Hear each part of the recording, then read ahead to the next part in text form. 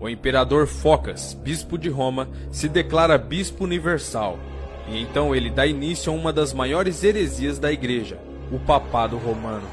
Então, a igreja vai se desviando da verdade até chegar no século XII, conhecida como a Época das Trevas, e dão início à Inquisição, chamado o Tribunal do Santo Ofício. Logo, deram início a caças bruxas, torturas e mortes. Muitas chacinas eram promovidas pela Igreja Católica. Pessoas eram condenadas a morrerem queimadas, afogadas. Instrumentos de torturas de variados tipos eram usados contra as pessoas que não concordassem com suas leis.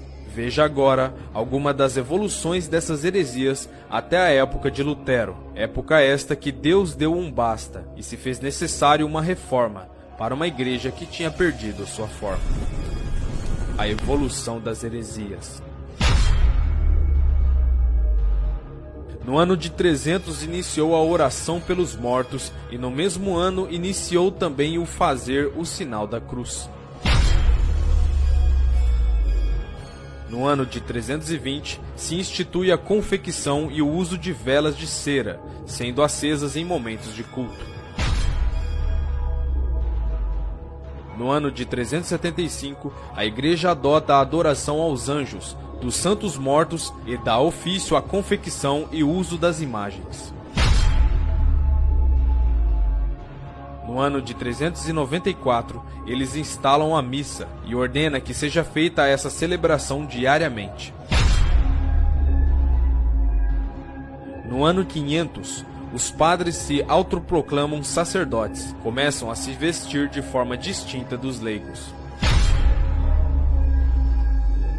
No ano de 593, Gregório I estabelece a doutrina do purgatório. Para quem não sabe, o purgatório é um termo intermediário entre o céu e o inferno. É um lugar aonde a alma vai para saber se ela vai para o céu ou para o inferno. Ela precisa ficar purgando ali os seus pecados. Isto é, quando você morre, sua alma não vai para o céu e nem para o inferno. Ela vai para o purgatório. E dependendo do que fizerem aqui na terra por essas pessoas, orações, missas ou pagamentos de indulgências, essa alma vai para o céu. Mas se não for feito nada por ela, ela vai para o inferno. Também posto por Gregório I no ano 600, o latim é instalado aos cultos. Sendo assim, todas as missas eram realizadas em latim, quer as pessoas soubessem falar ou não. No mesmo ano, orações começaram a ser dirigidas a Maria, como mediadora de Deus e os homens. Em 607, o papado romano é instaurado. Em 786, o culto à cruz, culto às imagens e relíquias eram autorizados pelo papado. Em 850, a água benta é misturada com um pouco de sal, e ela é abençoada por um sacerdote, santificando o local que ela é aspergida. No ano de 995, o Papa João XV ordena a canonização dos santos, e em 998, certos homens e mulheres passaram a ser considerados santos. No ano de 1079, instala-se o celibato do sacerdócio. Ele foi decretado por Gregório VIII. Irmãos, para quem não sabe o que é celibato, é onde foi dada a ordem onde os padres são proibidos de se casarem. Isto é, não podiam contrair núpcias e nem construir família.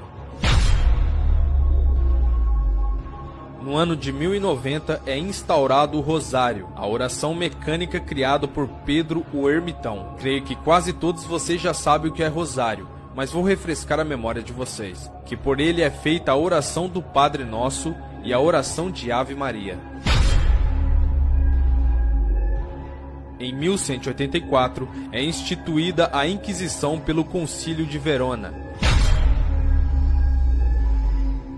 No ano de 1215, a transubstanciação é proclamada pelo padre Inocêncio III. A transubstanciação é o momento da Eucaristia, isto é, da hóstia. Ela se transforma na carne e no corpo de Cristo real e não simbólico.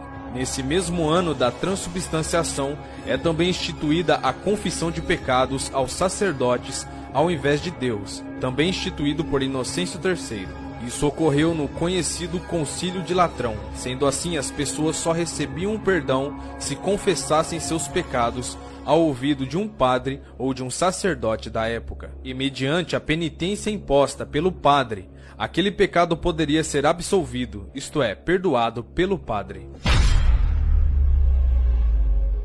No ano de 1229, é declarado a proibição da Bíblia aos leigos e é colocado no índice de livros proibidos pelo Concílio de Valência. Ou seja, só era permitida a leitura da Bíblia pelo alto clero, como sacerdotes e cardeais.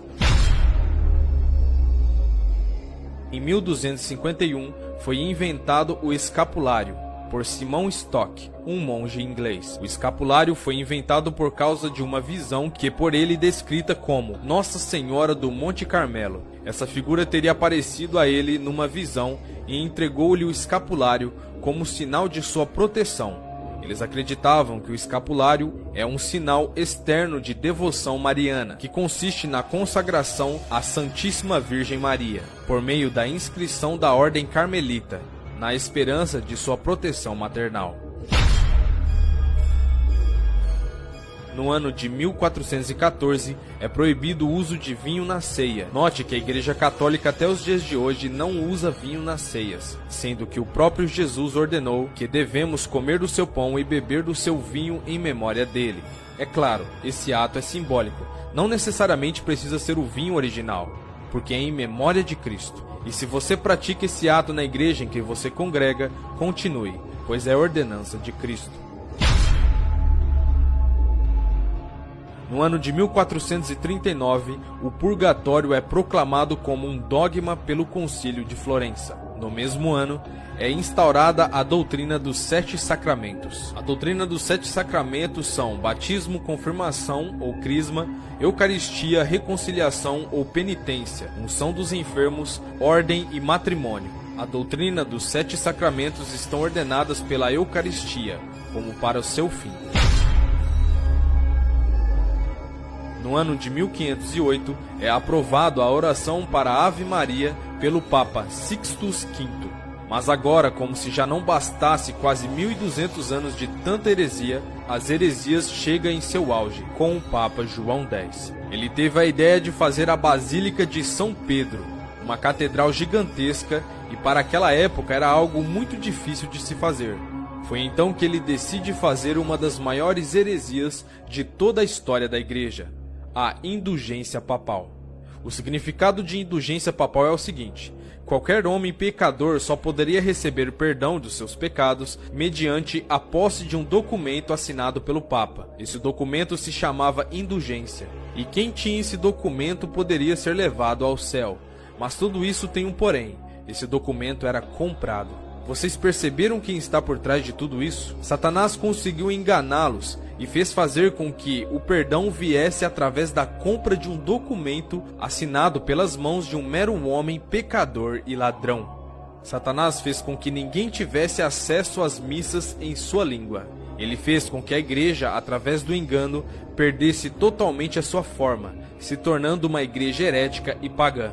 Não só da católica, mas no meio evangélico nos dias de hoje, coisas absurdas acontecendo dentro da Igreja de Cristo, como mais recentemente um homem que se autoproclama apóstolo, vendendo uma semente de feijão por R$1.000. Mas enfim, deixa eu voltar aqui no vídeo. Com o avanço da Igreja Católica, fez com que esses investimentos dominassem as áreas das ciências, artes, religião e medicina por um vasto território, e fez com que o povo vivesse no período mais sombrio que a Igreja de Cristo já passou, como já citei antes, o chamado período das trevas.